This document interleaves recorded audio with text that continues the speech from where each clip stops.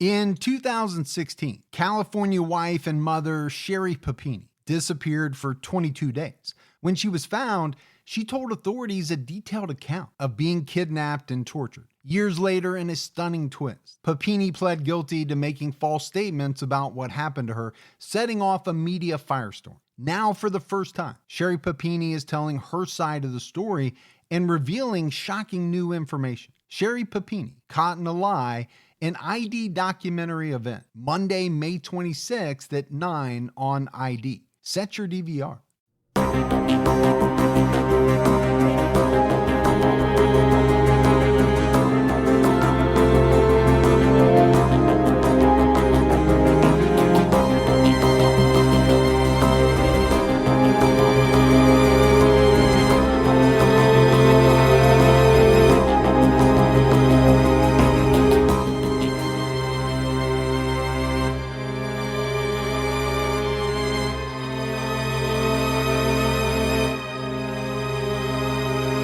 Hello, everyone, and welcome to episode 172 of the True Crime All the Time podcast. I'm Mike Ferguson, and with me, as always, is my partner in true crime, Mike Gibson. Gibby, how are you? I'm good, man. How about you? I'm doing great. Yeah? We have a lot going on this weekend. We've got this TCAT, we've got Unsolved, we've got a Patreon episode. Something for everyone. There's a lot. There's a lot of TCAT going on. And we'll talk about it. But before we get into all that, let's do our new Patreon supporter shout outs. We had Ariana Nicole. Hey, Ariana. Bradley Jason House. What's going on, BJH? Lakeisha Smart jumped out at our highest level. She's really smart, too. Nicole Mosier jumped out at our highest level. Hey, Nicole, how are you? Veronica Hansen. What's going on, Veronica? Ingrid Edge. She's edgy. Sharp. She's sharp. Yeah. Brennan Allen. Hey, Brennan. Angela Rose. Hey, Thorny. Wendy Dreisbach. What's going on, Wendy? Neely. Just Neely. Whitney Taylor. Hey, Whitney. Ashley Sapinski. Sapinski. Lark Bolin. What's going on, Lark? Diana McAfee. McAfee. Yeah. Actually, I think you might be more correct than I am. Probably am. Laura Amador jumped out at our highest level. Hey, Laura. As did Linda Ramirez. Wow. Thanks, Linda. Shelley McCullough. What's going on, Shelly? Lindsay Kelsey. Hey, Lindsay. Sandra DeNicholas. DeNicholas. And Maria Olafsdottir. Oldest daughter. I'm telling you, that's related to the Frozen Empire. Olaf from Frozen? Yeah. Yeah. It's his daughter. I know it's one of your favorite movies. You know. Talk about it constantly. It's just makes you feel good. It's heartwarming. Yeah. If we go back into the vault, Gibbs, this week we selected Angela Rhodes. Hey, Angela. Been with us a long time. So we appreciate all the new Patreon support and the continued Patreon support. We had some amazing PayPal donations as well. We had Patricia Lopez. Hey, Patricia. Lisbeth Jorgensen. What's going on, Elizabeth? Katie James O'Connor. What's going on, Katie? And Karen Martin. Hey, Karen. So very much appreciated. All right. So I talked about everything we have going on. Right now, came out last night, Saturday night. Yeah. We have a brand new Patreon only episode that's out on both audio and video. We're discussing the crimes of Joseph Corcoran out of Indiana.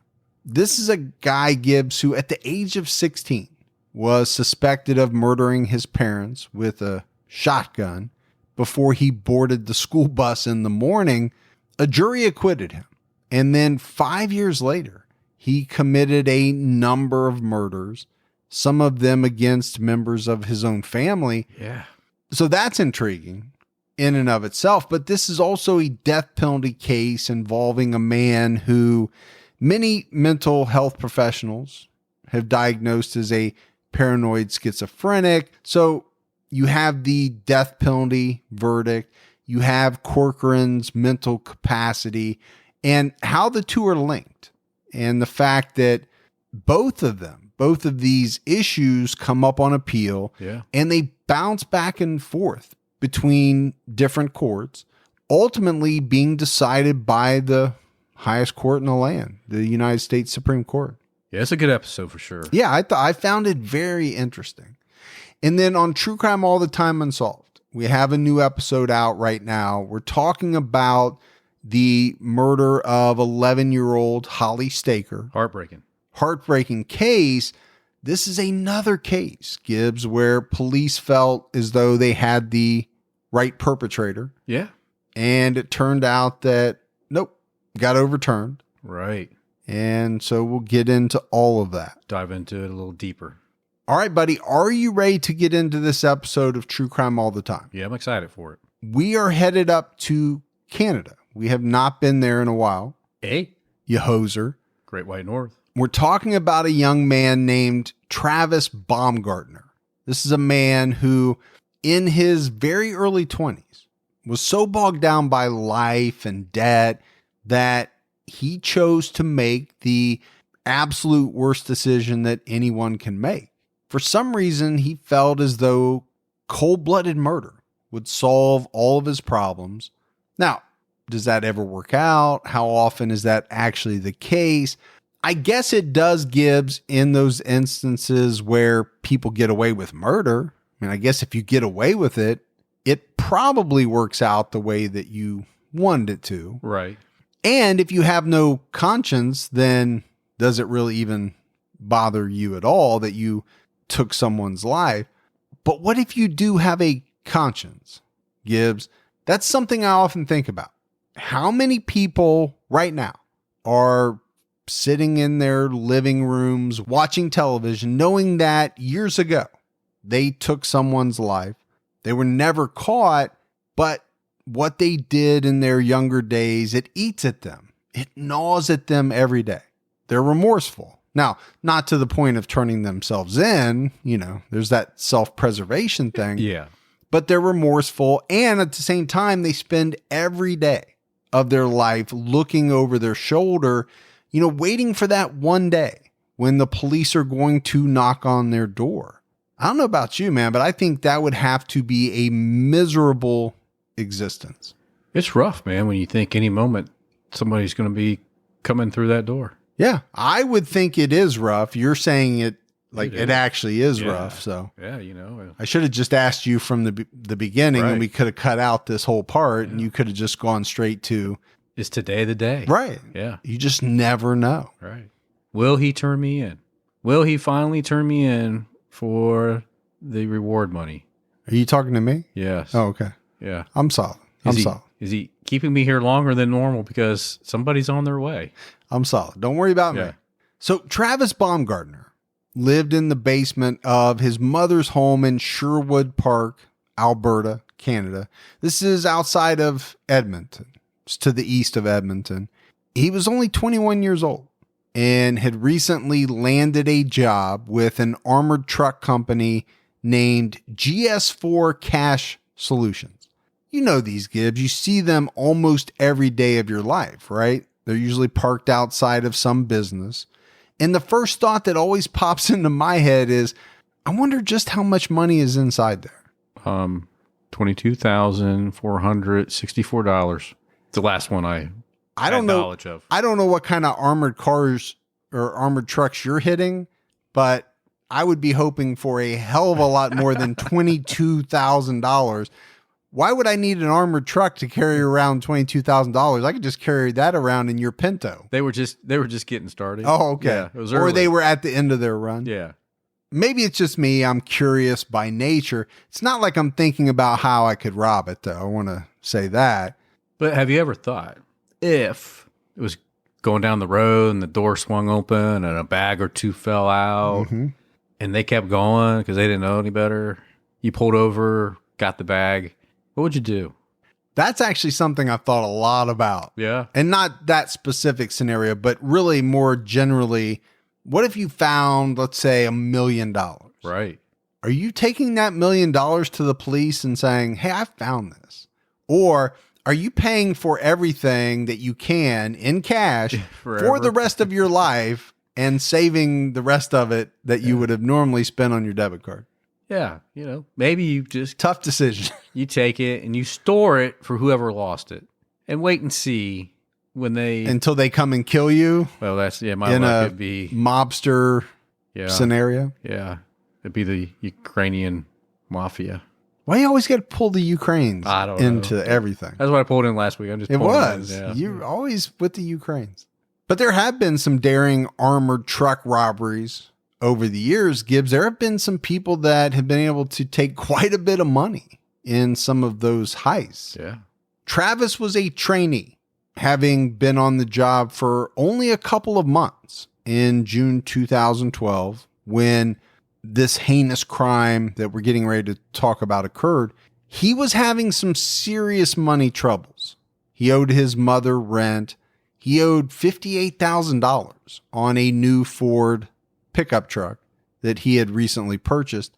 But at the time, this was a guy that had 26 cents in his bank account.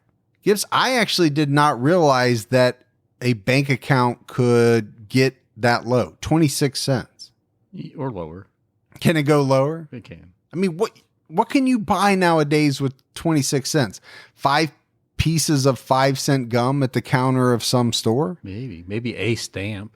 Can't even get a stamp. Do you now. know how much a stamp costs? When's the last time you've mailed a letter? It's been a long time, man. You can't buy a stamp for 26 cents, and you haven't been able to for a long number of years. Well, you know me, I don't like to crack my wallet open anyway. That's true. Yeah. So you bought a lot of stamps back in the 70s, and you're still rolling with those? Yeah. I thought they were the forever stamps back then. Right. Travis had joked with some friends that he could end all of his money problems with the money inside the armored truck on any given night. Okay. Not something to joke about, especially if you're planning on doing something like that later on. So again, Travis Baumgartner was a young guy who obviously struggled with money.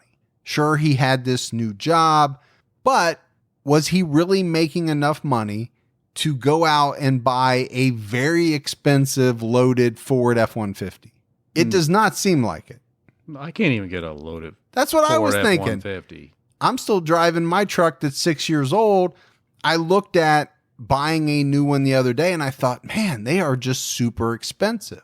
It does seem like the kind of decision that young kids often make, a decision based on the need for immediate gratification, right? That's kind of the world that we live in nowadays. Got to have it right now, on demand, Netflix.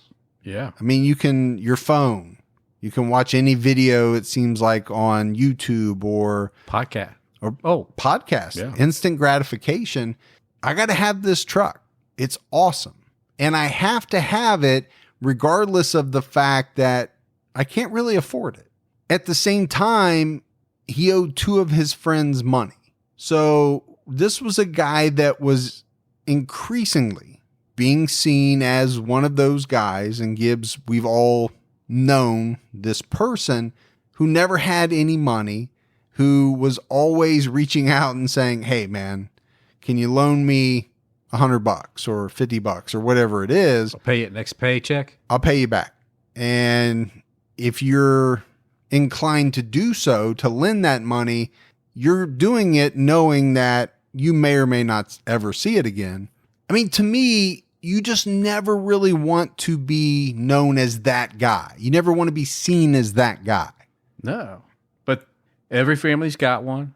Every workplace has one. And every group of friends normally has one as well. Yeah. Speaking of, you got $100 or something you can. I said that while staring you directly in your eyeballs. Yeah. I mean, my wallet's got money in it, but I'd have to get it out. Right. I mean, there have been heart transplant operations that have happened in less time than it takes for you to figure out how to get the money out of your wallet when a check comes at dinner time. And, you know, and that's no joke. It works for me. It works for everyone. It's a great way to increase your net worth. Yeah. Yeah. But I know exactly what, I've had family members that, can I borrow X amount of dollars? Mm-hmm. I need it to close on this house, or I need it for, got to pay this bill. I'll pay you back, I promise. And then you don't see them when it comes time to pay back. But then they're posting pictures on their social media of a new car or something. Sure. In my case, they just we're going on vacation. Yeah. And like, Going on vacation? Where's my effing money? Yeah, maybe you pay me back first before you go on vacation. But my experience with that, Gibbs, is it's not going to last long. You know, especially with me. Once you burn me, or you essentially lose any goodwill credits you have built up. Sure. It's not going to happen a second time. It's not like I'm going to be loaning you any more money or doing any more favors. Right, unless you just feel like giving your money away at that point, because that's what you're doing. Which I do not. No, you do not either. You're not as bad as me, but yeah. So I mentioned it. Travis is a trainee at this armored truck company, but he's already been outfitted, right, by his employer. He has his protective vest designed to stop rounds from entering the chest area. He was outfitted with a .38 caliber revolver and a couple of speed loaders. You look like you're getting a little excited over there. Well, I was going to ask you if you know what a speed loader is. Well, yes. It's a guy that loads the trucks really fast. It is not. So, I think a lot of people may not be familiar with speed loaders because they're used specifically with revolvers. Sure. Yeah. Which not a lot of people nowadays. Revolvers used to be very popular.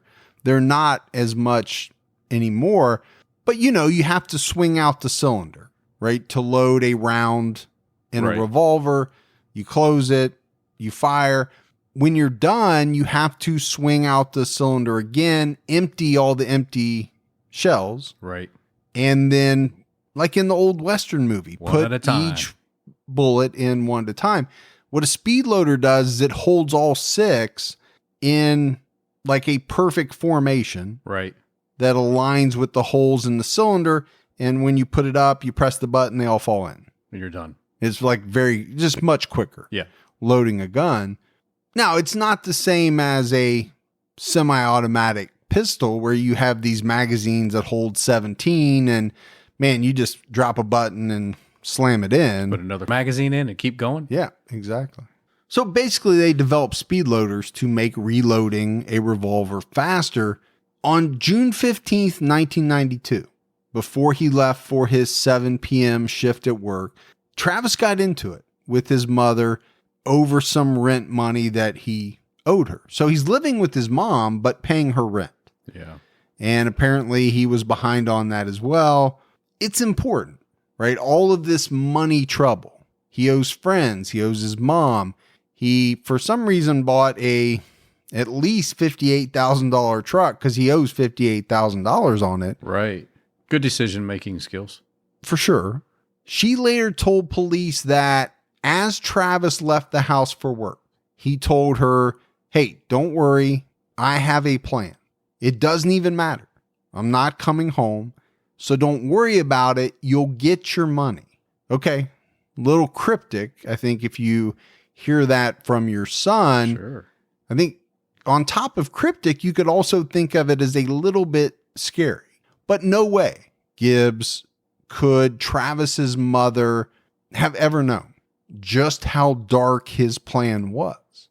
Travis arrived for his shift that night of the 15th. Normally there were 4 guards that went out with the armored truck, but this night there would be 5 in the truck, 4 men and 1 woman. There were 3 trainees, Travis being one of them. The other 2 were 35-year-old Brian Illisick and 26-year-old Matthew Schumann. It was only Schumann's 3rd day on the job. With the trainees were 39-year-old Eddie Reggiano, who drove the truck, and 26-year-old Michelle Shigelski, who was the trainer for the 3 trainees. Their job that night was to go out to various ATMs and load them back up with cash. They had been making deliveries for a couple of hours when they pulled up to the University of Alberta campus around midnight. How much do you think a single ATM holds when fully stocked? I will... Beep, boop, beep, boop, beep, boop, boop. $80,000. Yeah, I really have no idea. I should look that up because I'm very interested to know when fully loaded, how much can they put in one of those bad boys? Be curious. Now, In Canada, it'd be a little bit less because the dollar's stronger. I'll be honest with you, it took me a minute to kind of grasp that one, but now I get it. Yeah. Ha ha. Ha ha. The problem is because it wasn't smart enough to get it right away, it kind of loses all of its momentum. Yeah, it was pretty flat at this point. Well, and that's my fault because I didn't get it. That's all right. So Reggiano stayed with the truck, right? He's the driver. He stayed with the truck while the other four made their way into a small locked vestibule to refill some ATM machines, right? This is on the campus of the University of Alberta. And the way it was described was that, so I'm thinking these were ATM machines built into the wall. Right. There was a door that allowed you to get in behind them where you could fill up the ATM machines, but only obviously certain people had a key. Yeah. It was very secure. The people on the armored car service had a key because they had to get in there. Sure. But you don't want drunk Frank the Tank just walking in behind and messing around in the back of the ATM machine. No, you got to have it secure. You never know what's going to happen. All right, Gibbs, let's take a quick break to talk about our sponsors. First up is Article. We ordered a number of items from Article. I ordered some new lights for the studio, which can be seen in some of our newer Patreon videos. My wife ordered pillows, ottomans, something called a poof that looks like a little mini ottoman, which is very cool. Article is the easiest way to make your space look beautiful. This direct-to-consumer furniture company combines the curation of a boutique furniture store with the comfort and simplicity of shopping online. Article's team of designers focuses on beautifully crafted pieces, quality materials, and durable construction. They have fast and affordable shipping across the US and Canada. You save up to 30% over traditional retail prices. Article is able to keep their prices low by cutting out the middleman and selling directly to you. You have 30 days to make up your mind. They offer simple returns and exchanges. And right now, Article is offering our listeners $50 off their first purchase of $100 or more. To claim this offer, visit article.com/TCAT and the discount will be automatically applied at checkout. That's article.com/TCAT to get $50 off your first purchase of $100 or more. And next up is Worthy. You know that old saying, diamonds are forever. But let's be honest, not all relationships last that long. And sometimes you're left with jewelry from a relationship that frankly you don't want anymore. So if you're looking to sell your diamond jewelry, do it the smart way with Worthy. Here's how it works. You schedule a free, secure pickup, fully insured by Lloyd's of London and tracked by FedEx. Worthy does all the work for you. Expert gemologists prepare your jewelry for auction. You're in control every step of the way. You choose what price to accept, even after you send in your jewelry. You're going to see offers for up to twice as much as what you'd get from a local jeweler or pawn shop. And you'll get paid quickly within just a few days. Worthy has tons of 5-star reviews, so why would you settle for less than the best price you can get? Give Worthy a try. Check out their website to see all the rave reviews and success stories for yourself. Get up to twice as much for your jewelry when you sell with Worthy. Just go to worthy.com/TCAT to get started. That's worthy.com/TCAT. Illicik and Schumann were kind of down, right? Filling the machines while Shigelski watched over them.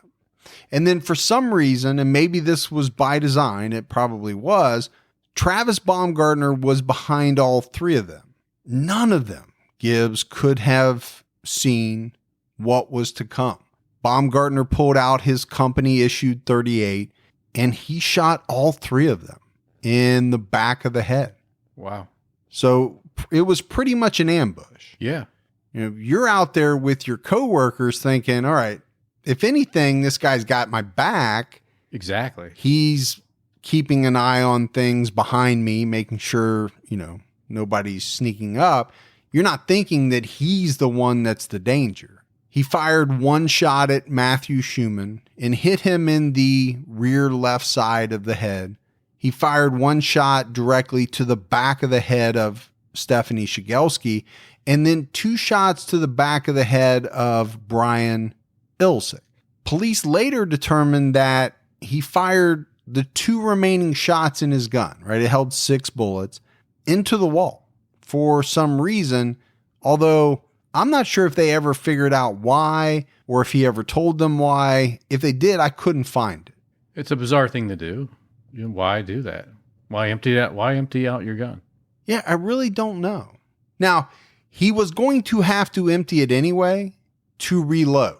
So, but there was no reason to have to shoot those last 2 shots. Right. He could have just dumped the 2 bullets as they were. But all of this happened very quickly. So quickly, Gibbs, that none of the 3 victims had any time to react, let alone, draw their weapons or take cover. I mean, it was bang, bang, bang. Yeah, I'm assuming it was probably all done within 5 seconds. If it even took that long. As Baumgartner exited the vestibule, the door locked behind him. And so he started to make his way back to the armored truck. And this is where I say he had to reload. So this is where the speed loader comes in. And really the only reason why I wanted to kind of explain what it was. Right. Because he's loading his gun as he's walking back to the truck. And he shot Reggiano 3 times. Once in the face.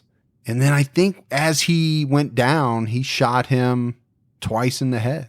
Then he got into the truck and he drove away. So this is brutal. No doubt about it. In a matter of minutes, he has shot 4 people, 4 coworkers, right, that he had spent some time with, some more than others.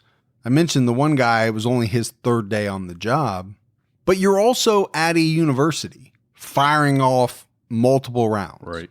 And there were a number of students, even at midnight. It's not like a university closes up. You have people studying. Yeah. You have people partying. They're out walking the campus. They heard the gunshots. A few of them made their way towards where these ATMs were located, and they saw blood coming through underneath the door that led to this loading area that I was talking about behind the ATMs.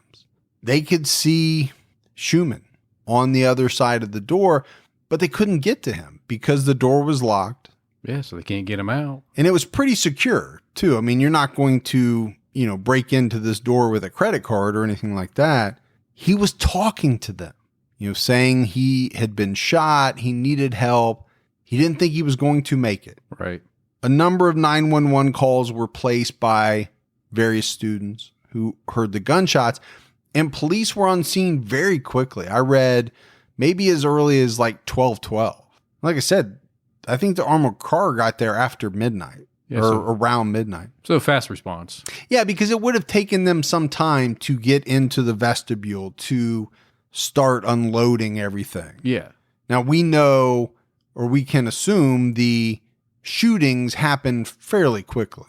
The first 3 very quickly. Right. And then it probably didn't take him long to reload and walk back out to the truck and fire 3 more shots and drive away. So police get there. They found Eddie Reggiano first. He was dead, lying face down on the pavement. Then they made their way to the locked room. And again, they could see Schumann. He's still alive, but barely, right? He's clinging to life. It took them a few minutes to break into this room, to break down the door, but they finally did. And they found Ilisic and Shigelski dead. But thankfully, they were able to get a hold of Schumann, rush him outside to the paramedics so the paramedics can try to save his life. Yeah, he's in bad shape. I mean, you take a bullet to the back of the head from what is essentially point blank range. It's going to do some major damage. Now, it's one of the reasons why I think I wanted to stress that he wasn't shot directly in the back of his head. It was more on the side. And I think that's what saved his life. What a brutal scene those paramedics had to see that type of wound. Yeah, it was a devastating blow. And we'll talk later on about exactly what his injuries end up being. But I will say this. I think he was damn lucky to live through this encounter. And I think it had a lot to do with the placement of the shot. So police are out there. Paramedics are working to save Schumann. Meanwhile, Baumgartner had driven the armored vehicle back to where he had parked his truck. He grabbed about $360,000 out of the vehicle, put it in his own truck, and took off. Police figured out pretty quickly that Travis Baumgartner had been there with the others that night, but they had no idea what had happened. Had this guy shot everyone there? Or had he been kidnapped, right, as part of a theft of this armored truck? Either way, they wanted to find him. So they put out information on him. Now, I think it didn't take long, though, for police to consider him a person of interest in the actual shootings. Because at some point, they're going to find the armored truck. Sure. And they're going to realize that, okay, it's parked pretty close to where he would have parked his truck. Right. So then they put out information on his truck. They alerted law enforcement around Alberta. They also alerted the authorities at the border crossings into the U.S. Travis Baumgartner has all of this money. What's he going to do with it, Gibbs? Where is he planning to go? I mentioned earlier that he owed two friends money. He made stops at their places, and he gave them some money. It's like, here, I'm paying you back, man. Yeah. I couldn't do it on my own legally, but I feel much better about myself now that I've paid you back. I had to kill 3 people for it and wound one other one, but I paid you back, so you're welcome. Gibbs, then he went to his mother's house. Now, she was asleep, right? This is pretty late, early the next morning, however you want to think of it. Right. So he went inside the house quietly and he dumped $64,000 on the kitchen table. Again, it's like, here you go, Mom. Yeah. Enjoy it. I told you that you would get your money. Told you not to worry about it. I feel better about myself now. Yeah. I mean, I had to do some pretty bad things to get it. Oh, yeah. I mean, never mind. I had to kill 3 people, seriously wound a 4th to feel this way. But now that I've done it, I feel a sense of accomplishment. Yeah. That I was able to pay everyone back. I'm no longer a deadbeat for that reason. Yeah. I'm a loser for another reason, but. The other thing he did while he was home was he changed clothes. And he left behind his bloody work uniform and boots. Obviously, Gibbs, if you shoot 4 people at fairly close range, right, you're going to have a lot of blood spatter on you. And clearly he wasn't the sharpest tool in the shed. Well, I don't know how sharp he was IQ-wise or intelligence-wise. Right.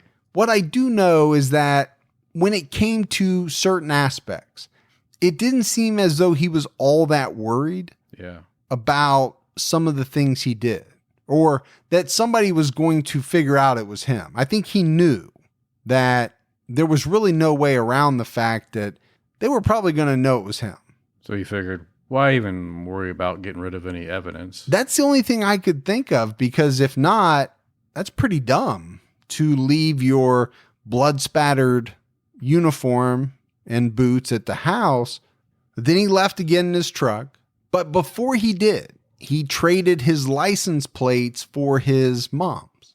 So you have to imagine this, right? A mother waking up in the morning to find this big lump of cash on her kitchen table and a bunch of her son's bloody clothes on the floor. Sure, be freaking out, wouldn't you?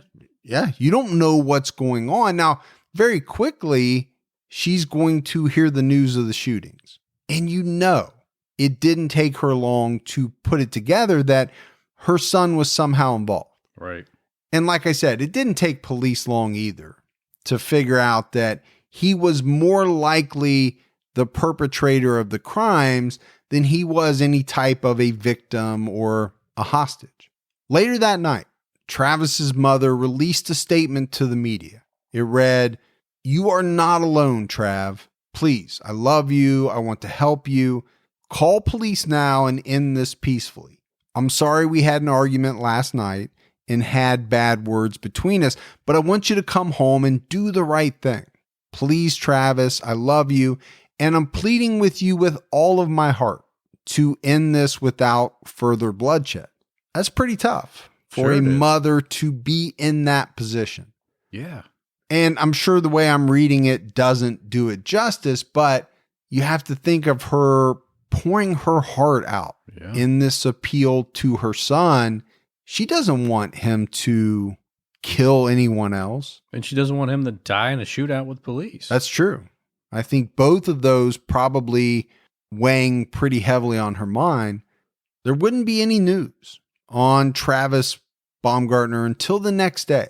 But when the news came out, it was pretty big because it was around 4 p.m. the next day when Travis was approaching the Canadian-U.S. border in his truck near Linden, Washington. He was caught by technology, one of those license plate scanners on the Canadian side, alerted to his mother's license plate. And that's all it took. As soon as that alert rang out, the border guards went over, they pulled him out of his truck, and he was arrested. that quick. That quick. Yeah. I mean, it kind of is anticlimactic a little bit, but when you see the pictures of the arrest, it's almost comical.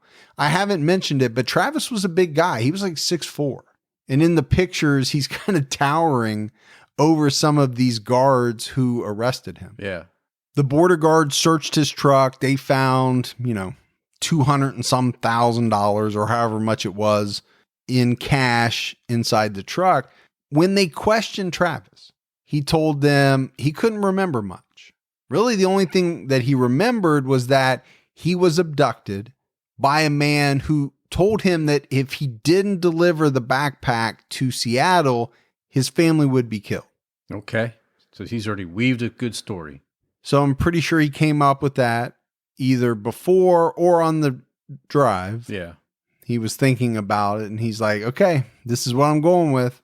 Yep. If it happens, I'm going to say this. Now, the next day, detectives from Edmonton showed up to interview Travis. He kind of stuck with the same story, right? Faulty memory, amnesia, but I was abducted and there were threats of violence if I didn't do this. Right. I just follow my instructions. The interesting thing I found was that he told the detectives his name was David Webb. Now, does that name mean anything to you? It should, because it's part of one of your very favorite characters of all time. Absolutely. Absolutely, or absolutely you have no idea what I'm talking about. I have no clue. So David Webb, and I know you'll remember it as soon as I say it, was the real name of Jason Bourne. Oh, that's right. When they go back and track his history Yeah. before he was brainwashed and all that stuff happened, his real name was David Webb. That was the flashback scene. Yeah. The other thing that came from, especially that first Jason Bourne movie was he had amnesia. Yeah. So it's like this guy has taken pretty much the majority of his story from Jason Bourne. Exactly what he did, didn't he? Yeah. And it sounds like something you would do as well. Yeah. Now, not the David Webb part, because you wouldn't remember that. No, I'd have to do something different. Yeah. So he's not confessing, right? He's not coming right out and saying, yep, I did it. I killed them. So authorities had to get a little tricky with Baumgartner. They stuck him in a cell with a fellow inmate that was actually an undercover officer. So this guy posing as an inmate. Right. And at first, Travis kept to his story, but it didn't take long for everything to start to spill out. And eventually, to this undercover officer, he confessed to everything.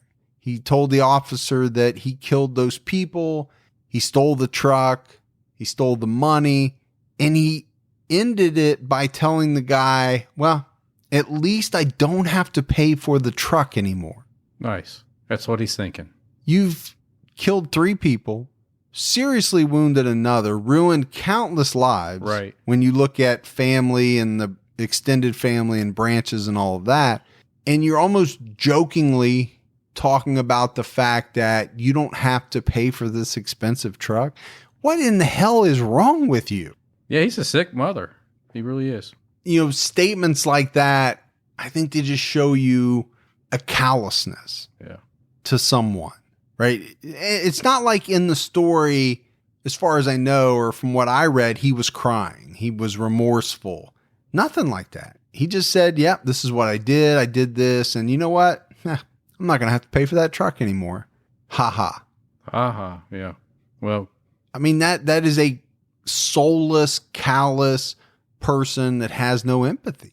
Don't let allergy season slow you down. Get common allergy meds for as little as $15 with GoodRx. So you and your family, pets included, can stop allergy symptoms before they start. GoodRx is free and easy to use. Just search for your prescription on the website or the app, compare prices, and get a free coupon to show your pharmacist. Save at over 70,000 local pharmacies nationwide, including Walmart, Walgreens, CVS, Publix, Kroger, and many more. Check GoodRx before every trip to the pharmacy to save up to 80% on both brand and generic medications. And did you know GoodRx rewards you for saving money too?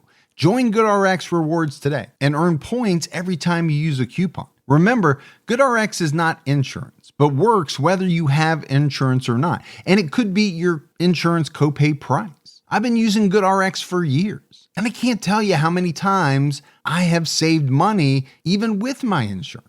Stop allergies before they start and save big on allergy medications this season with GoodRx. Go to goodrx.com/TCAT. That's goodrx.com/TCATT.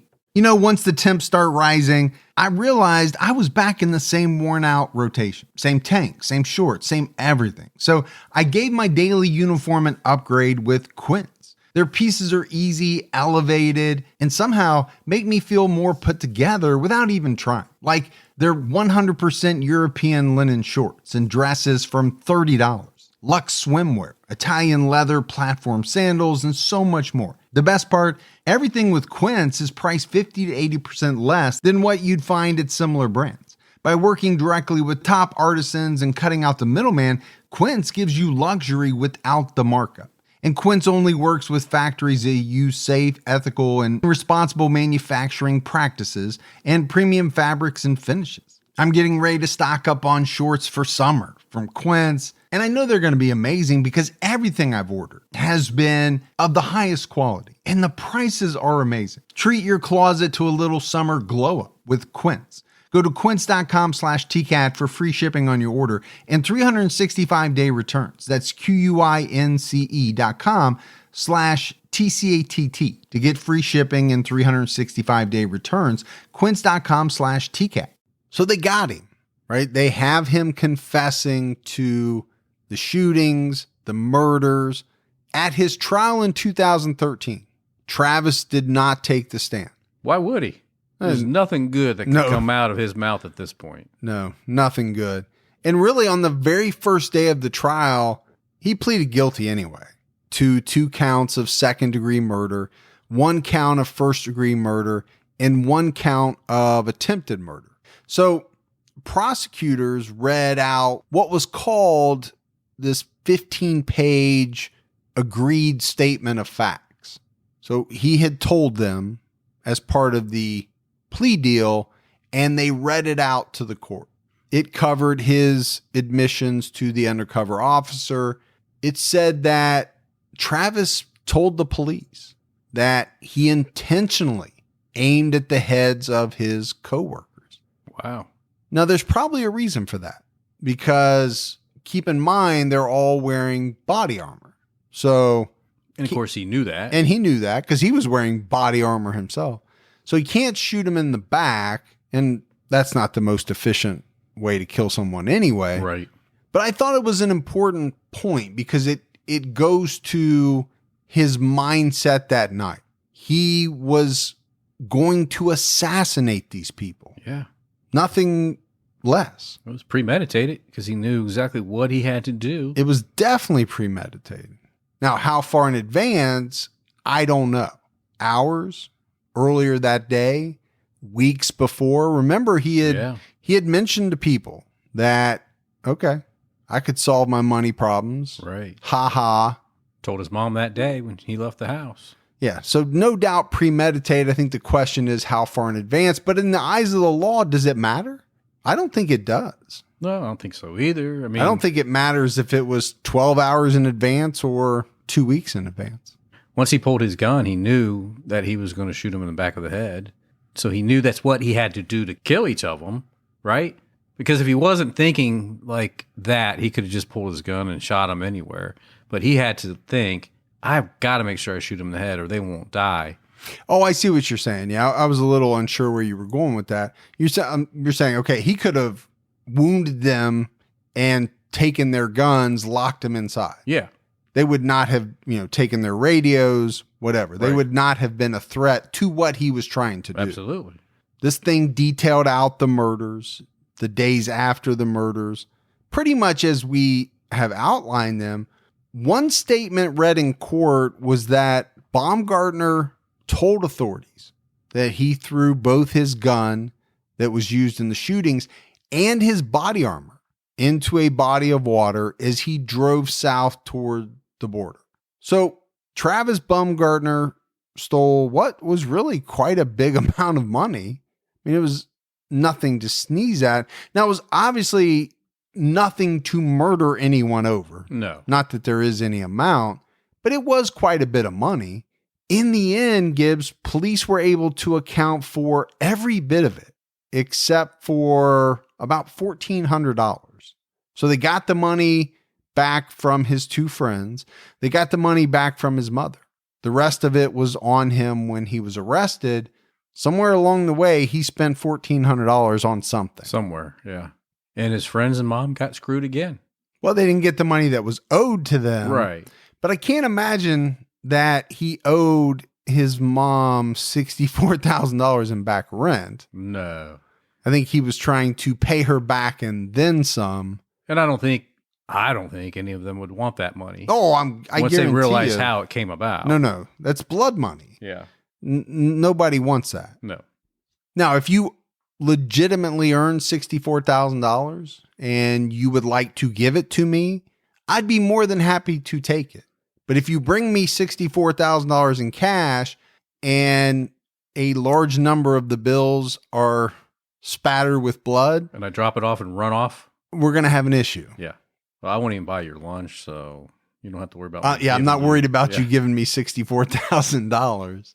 The statement of facts also included admissions from Baumgartner that everyone at G4S, where he worked, teased him.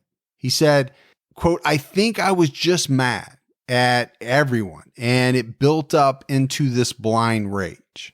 So the 6'4", 6'5" guy was teased and couldn't handle it? And he couldn't handle it. Yeah. I'm not saying that didn't happen. What I'm saying is it doesn't appear as though that was the impetus for the murders. To me, it seemed to be all about money. At least that's the way I looked at it. Yeah, I definitely think it was just about the money. I think he's using this as a poor me. Think about what I was going through and why I did extenuating circumstances. You got to look at this. They were teasing me. You got to factor that in. I'm not this terrible guy you think I am. Family members of the victims took the stand. Michelle Shigelski's husband told the court how Baumgartner had gutted his life. Her parents talked about the horrible feeling of hearing about the shooting and then later finding out it was their daughter. Gibbs, her father, had to go and identify the body of his little girl. That would be so difficult. That's every father, every parent's nightmare. Brian Illisik's mother told the court that there was no dignity in Brian's death. He didn't have a chance. He was executed. Eddie Reggiano's widow, Cleo, said she hated Travis Baumgartner for taking her husband away from her and their two young boys. She said, "Our lives have been shattered." So when you talk about these people that died, Gibbs, and I didn't delve into their lives in a lot of detail because, to be honest with you, there wasn't a ton of detail. Right. But they had parents. They had, some of them had wives. They had family. They had kids.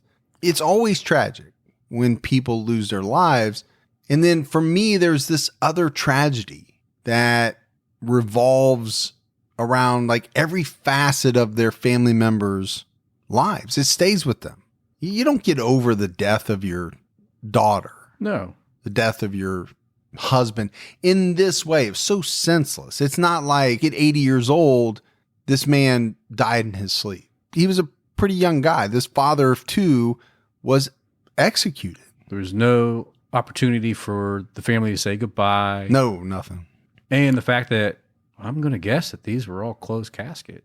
Well, not to get too graphic, but most of the time when you're shot in the back of the head with a somewhat powerful round, that round will exit at some point. So you and don't create a massive exit wound. wound. So you don't even get that type of closure where you get to at least see and touch, before they close the casket up. Yeah. You don't even get that.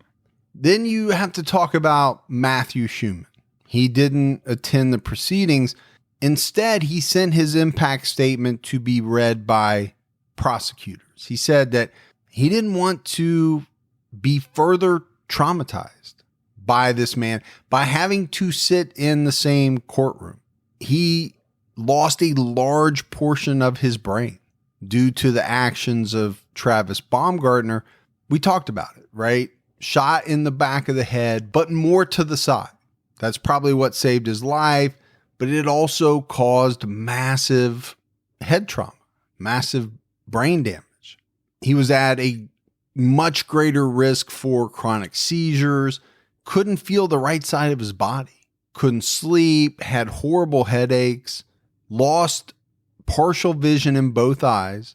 And he said that his brain injury left him incapable of dealing with his emotions. And I guess this put a tremendous amount of strain on his relationship with his fiance. He was snappy, right? He couldn't keep his emotions in check. He was snapping at her all the time for the slightest thing. It just ruined his life. It did. Yeah. It caused them to grow apart. He ended his statement by saying, "You ruined my family." And I think Travis Baumgartner did. Not just his family, but to a large extent, the rest of his life. He's still alive, but he's never going to be the same. Yeah, he's alive, but he's not alive, right? Not the way he was. No. There's no way that he can be. I mean, to that point, I think sometimes it'd be tough to find the will to move forward. And I think for some people it can be. You have to be really strong. But so much devastation. Gibbs, 3 people lost their lives. 1 person permanently scarred both physically and emotionally. The shootings took a tremendous toll on the families. We talked about that, right? Changed their lives forever. This is heartbreaking stuff. And you know what emotions Travis Baumgartner showed through it all? Nada. Nothing. Zilch. Emotionless, heartless, cold as ice. Yeah. As though it didn't bother him in the slightest. Travis had the opportunity to address the court, and he declined. On September 11th, the judge handed down Baumgartner's fate and sentenced him to life in prison with no chance of parole for 40 years. And Gibbs, you might be thinking to yourself, wow, that's a tougher sentence than we're used to seeing in some of the older Canadian cases, and you would be correct. Well, I was actually thinking that. As you normally are correct. This is one of the things about the case that I found very fascinating. Canada had recently passed a new law that allowed judges to impose consecutive, not just concurrent sentences when multiple murders were committed. And obviously, if a judge can give consecutive sentences, it's going to mean more time behind bars, right? If you get 4 concurrent sentences for 4 different murders, well, you're serving the same amount of time. Yeah. But if they're consecutive, one doesn't start until the first one ends, right? Big difference. That's a huge difference. And that's the way it should be. Right? I believe it's the way it should be too. I also believe it's why in some of the Canadian cases that we've done going back to the 80s, the 90s, even into the 2000s, people that have committed multiple murders didn't do nearly the amount of time that you and I thought they would do. No, I mean, if you're guilty of killing 2 people and you get a 20-year sentence for this one and another 20 for this one, doesn't mean you just do a 20-year stint and you're done. You should be able to, you have to pay for this one first and then go pay for that one. Yeah, because to me, it's almost like, okay, pick which one, but you're not paying for one of those murders. It's not like you get a discount. That's what it sounds, when you do you get 20 for each of them, but we're just going to run you through 120. So basically you get a discount on the remainder. Yeah. I think it's an injustice to the victims. I really do. Now, there are concurrent sentences in the U.S.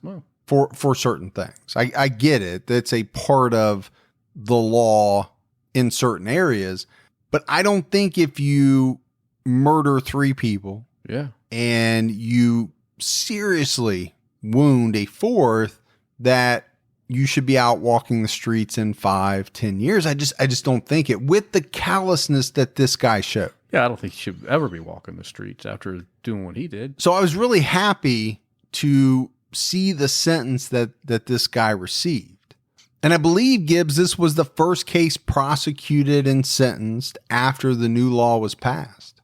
It was reported to have been the harshest sentence handed down in Canada since 1962, when capital punishment was abolished in that country. So it was kind of a groundbreaking case in that sense. The judge really took his time, too. He took 3 hours in detailing out his reasons for the lengthy sentence. He called Baumgartner a coward and a cold-blooded killer who betrayed his colleagues, the people that had placed their trust in him. So the earliest that Travis Baumgartner would be eligible for parole is in the year 2052. He would be in his early 60s. Yeah. And I really don't have a problem with that, because there's no guarantee that he's getting out at that initial parole hearing anyway.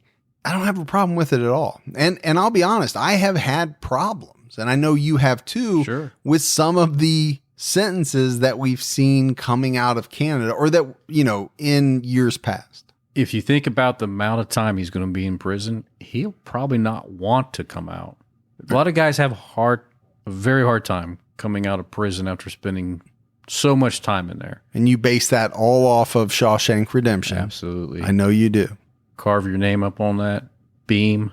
Let everybody know you were there. Gibbs, as we're wrapping up this case, there were a lot of people that wondered how someone didn't see this coming. Apparently Baumgartner spent a lot of time on social media, as many youngins do, and some oldins. And I'm looking directly at you. Put my phone down. A person who, for your age, spends an inordinate amount of time on social media. Hey. Not that there's any age that you shouldn't be on there. I do it for the show. Yeah, I know you do. And I appreciate it. But this guy made some posts that hinted that something bad was about to happen. Just a few weeks before the killing, he posted on his Facebook page, "I wonder if I would make the 6 o'clock news if I just started popping people off." It's alarming. That should be alarming. Another one said, 2 days until training, I get a gun. Smiley emoji. Well, when you put those two together, those don't look good. The first one on its own doesn't look good at all. Now you wonder why places of employment, some of them actually look at your social media accounts now. Well, and I think that's part of what people were asking, right? This company, G4S, they took a lot of heat in the wake of the shootings.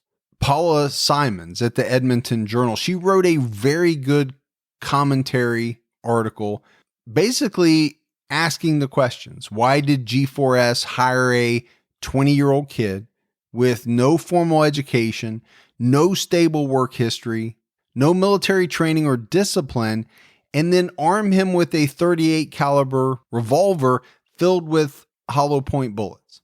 and give him 2 speed loaders and body armor. Well, that's because he was cheap to hire. I would say that is probably dead on. But she went on to ask, why was there no one at G4S who looked into this guy's strange social media posts? To your point, right? If you're doing a background check, hey, you might want to go out there and just do a quick look-see. Yeah. Make sure that somebody's not talking about popping off and making the 6 o'clock news. It would be probably a critical function of any HR department. And a lot of this piece had to do with the differences between the hiring practices of law enforcement agencies and that of private security firms like G4S. But to be honest with you, Gibbs, I don't think it's that much different here in the United States. I think when you're talking about law enforcement versus getting a job at an armored car service, or an armored truck service, I don't think it's the same type I of don't think so either. background check. But I could be wrong. I've never gone through either one, so I'm speculating. In June 2014, the families of the victims filed some large wrongful death lawsuits against G4S. In their claims, they said, among other things, that the company failed to ensure that the defendant Baumgartner was psychologically fit to carry out the duties, and in particular to handle cash and loaded restricted firearms. The company should have been aware that he was inadequately trained, capable of violence, was financially broke, and psychologically unstable. Brian Illick's parents sued both GS4 and Baumgartner for $578,000. Eddie Reggiano's family sued for $1.7 million. And Illick's widow filed a separate suit against both GS4 and the University of Alberta in the amount of $925,000. I couldn't find anywhere, Gibbs, where the family of Michelle Shigelski or the lone survivor Matthew Schumann filed anything. Maybe they did. Maybe I just couldn't find it. Yeah, or maybe they had a settlement agreement that no one's allowed to with discuss. a non-disclosure or something like that. And I also couldn't find the outcome of the suits that were filed. I know GS4 fought them. I know that, but I didn't see where the outcome was documented anywhere. Well, you know how most of those type of suits go. Eventually, some type of settlement occurs, and nobody ever hears about it. Yeah, they just kind of fade away. But that's it. That's the case of Travis Baumgartner. I thought it was an interesting case for a number of reasons. And you had the Canadian law thing, which I found fascinating. But you have this very young guy, 20, 21 years old, who somehow makes the decision that he can solve all his problems by killing people and, taking this money. Okay, you're giving money back to people that you owed money to, but then what are you going to do? One thing I never even mentioned, Gibbs, when they found him at the border, he didn't even have his passport on him. What in the heck was he planning? How was he planning to get into the United States anyway? Not the brightest bulb. No, and I think it was premeditated, but I don't think it was thought out very well. Right. So it's kind of, it goes together. I mean, he could have thought that, I'm going to do this. I don't know when. And when he was in that vestibule, he saw the opportunity because all of them were turned away from him. Yep. That he said, you know what? Now's the time to do it. And he pulled and did what he did. And I do think there are some people that believe that, okay, there's no guarantee that he planned to do it that night, because how was he going to know that he'd have the opportunity? Maybe he's the one that night loading the money into the ATM. Right. But it turned out he wasn't. He was able to stand and watch, which really gave him the perfect opportunity to shoot all 3 people at essentially the same time. Yeah. All right, we got some voicemails. You want to hear those? Yes, sure. Hi, Mike and Gibby. This is Michelle Willie from Burlington, Connecticut. I love your podcast. I've been binging it since September. I just finished episode 101 at Kemper. So I'm making progress with my binging. It helps me get through the workday. I usually listen about 3 or 4 a day at least. And when I have a long drive, it definitely helps out. My husband is a little worried, though, that I am quite obsessed with the podcast. I think he's worried that I'm getting some tips of what not to do to get caught. I am Team Gibby, although Gibby, you kill me with your movie references and not knowing, the actual name of the movie. I'm one of those people screaming at the phone every time. But Mike, Fergie, I had to tell you during the Kemper episode, I laughed so hard when you were talking about how your mom bitch slapped you with the bag of marshmallows. I loved it. She's awesome. But just wanted to say hi and keep up the great work and keep your own time ticking. Well, thank you very much. And that was a true story. My mom did hit me in the mouth with a loaded bag of marshmallows. Good because my mouth got away from me. There you go. And I deserved it. I don't know if she can get away with that today, Gibbs. Your mom listens. You know that. Yeah, she does. Yeah, so you're probably going to get smacked in the face. It's not with like she bag. doesn't remember that it happened. Yeah. And I'm saying she was right in her actions. Hope she brings a bag over tonight when she hears this. She might give you one too, right? And kiss her. Probably. Hi, my name is Pam, and I started listening to true crime from my mom, and I obviously podcast all about listening to people's voices, and it took me a while to find one that I could actually stand the sound of their voices, and I stumbled across you guys, and I absolutely love it. I love the banter between you two. It sucks me in. Also, my mom had told me about this one podcast, the Toy Box one, and the one that she had sent me, I couldn't get past the sound of his voice. And come to find that you guys covered it as well. And I have to say that I am so thankful. I got my sister turned on to you guys, turned my mom on to you guys. We're always giving each other ones back and forth to listen to, and I love it. I just wanted to tell you guys, keep doing it. Don't ever stop, and keep your own time ticking. Well, that is very cool. Gibbs, we're just turning people on all over the country, all over the world. Love it when families listen together. Yeah. What do we say? We say a lot of things. A family that listens to true crime together stays together. They do. You don't listen to a word I say. And they cover up crimes together, and they murder together, and dispose of bodies together. Hi, Mike and Gibby. It's Evie from across the pond. I just wanted to call in and say how much I've been loving the podcast. I'm actually, I think, a bit late. I've only just heard of you, but I've been binging your episodes like crazy. You guys are great. I love listening to you. I love how much respect you give to the victim as well. They're all trying to tell their stories. And I have to call and say that I love your accents. They tickle me to no end. I especially love when Gibby says wash instead of wash.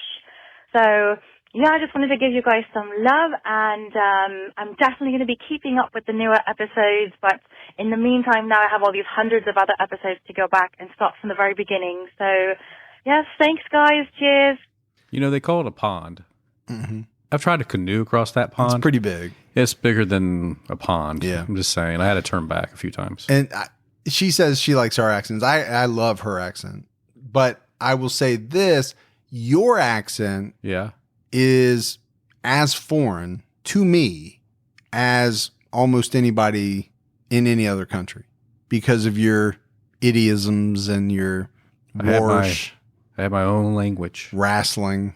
Hey, don't you get me started. Hey guys, I'm Karen Martin from right here at Ground Zero, Dayton, Ohio. I'm wondering if you'd consider doing a podcast on one of Dayton's most notorious crimes, the murder of Barbara Butler, the girl on the Volkswagen floor. I'm probably your oldest listener, literally, having cut my true crime teeth on the granddaddy of them all, the Cleveland murder of Marilyn Shepard, wife of Dr. Sam Shepard, in 1954. As a fifth grader, I listened to my mother and her sister discuss this sensational case during both of his trials. I was hooked. Years later, while working as a young registered nurse in Columbus, I found to my astonishment that my supervisor was the widow of the warden of the Ohio State Penitentiary during Dr. Shepard's incarceration. I cultivated our friendship enough and eventually got the nerve to ask her if her husband thought Dr. Sam was guilty. If you're interested, I'll tell you what she said. Meantime, thanks for the super podcast. Until then, keep your own time ticking. Did she just leave us hanging? A little bit, yeah. That's a teaser. Now I'm very interested. Yeah. It's funny because you and I were set to do that, last year? Yeah. I think sometime when somebody else came out with it and we said, okay, we didn't want to step on their toes. We were going to put it on the back burner. We haven't come back to it, but we appreciate it. And we definitely need to look into that case. I'm not actually familiar with that. Me neither. So we're going to have to dive into it. We're on it. Gibbs, we had mailbag. Yeah. Tina Cervantes sent us a bunch of goodies from Stockton, California. Awesome. Thank you. Almost too much to list. Harley chips, stickers, pens, notepads, you name it. Everything.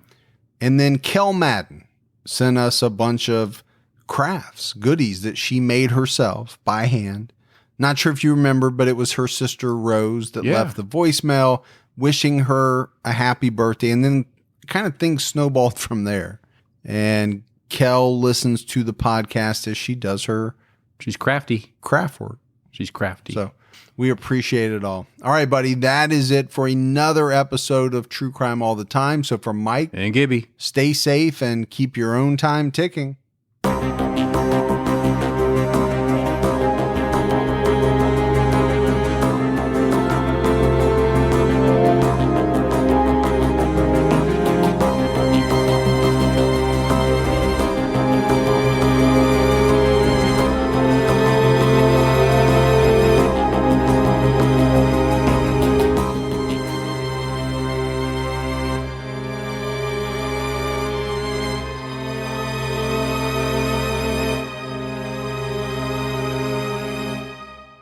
At the turn of the 20th century, rapid industrialization, urbanization, and political corruption were ravaging America. But soon, President Theodore Roosevelt and a diverse group of reformers known as progressives would fight back. Hi, I'm Lindsey Graham, the host of Wondery's podcast, American History Tellers. We take you to the events, times, and people that shaped America and Americans, our values, our struggles, and our dreams. In our latest series, we explore the Progressive Era, which came to be defined by Teddy Roosevelt and others who believed in a strong, active government that worked on behalf of all Americans rather than the privileged few. As the United States entered the 20th century, these progressives hoped to steer the nation in a bold new direction, to launch an era of reform to restore power to the people. Follow American History Tellers on the Wondery app or wherever you get your podcasts. Experience all episodes ad-free and be the first to binge the newest season only on Wondery Plus. Join Wondery Plus in the Wondery app, Apple Podcasts, or Spotify. Start your free trial today.